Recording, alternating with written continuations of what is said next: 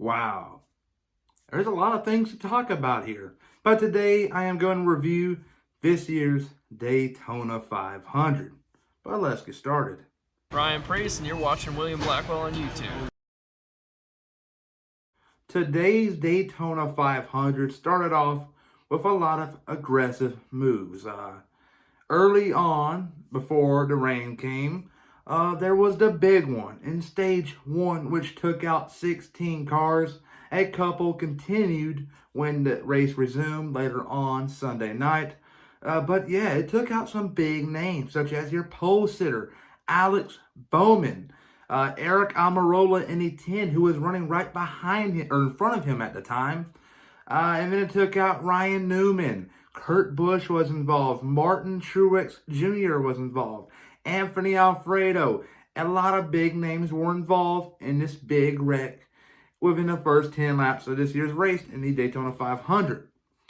But yeah, when that wreck happened, shortly after, there was a lightning strike. So NASCAR went into red flag mode, and they put the cars in pit road and put the covers on. Rain came. I think it was a 5-6 hour delay, and they finally resumed Sunday night. You had a couple aggressive moves, and they got single file. And eventually, William Byron, who was involved in the early wreck, he had some sheet metal coming off, and Quinhoff happened to run over it, have a flat tire, and wreck and get stuck in the grass. And he also wrecked Chase Briscoe, and I hate that for both drivers. That was totally avoidable. A bad decision on NASCAR's part to keep them racing instead of throwing out the yellow. But yeah, both of those drivers' nights were pretty much over at this point. Chase Briscoe lost, I think it was 2 laps. He had to go in and pit multiple times. But yeah, I hate that for the young rookie. But the race resumed. Denny Hamlin won the first stage and the second stage. Second stage was pretty boring. But the last stage started. It ran caution-free towards the end. You saw some single file racing. The Fords had a really good launch off of pit road. Everyone except Austin Cindric, he was left behind, but luckily he paired up with the 2 Spire Motorsports cars, Jamie McMurray in the 77 and the 7 of Corey LaJoie. They were 6 seconds behind the lead pack, and they caught them. And that's when things got interesting. Denny Hamlin came out to make a couple moves, but couldn't do anything. So what he did was go back in line and just race to the finish. And eventually, they got the one to go. They were still single filed. I was surprised at this point in time, but they didn't make a move yet. I was thinking they might have made one around 5 to go.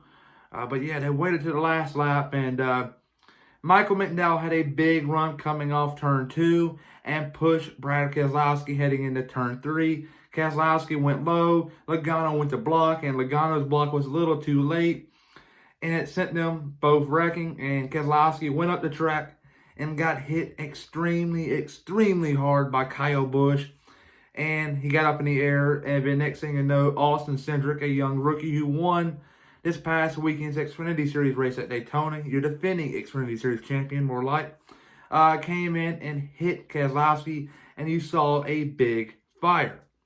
Glad everyone was okay. It's unfortunate that happened.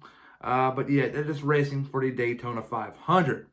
But Michael McDowell, Chase Elliott, Austin Dillon, Kyle Larson, Kevin Harvick, and a few other drivers escaped that wreck with no damage. They kept on going.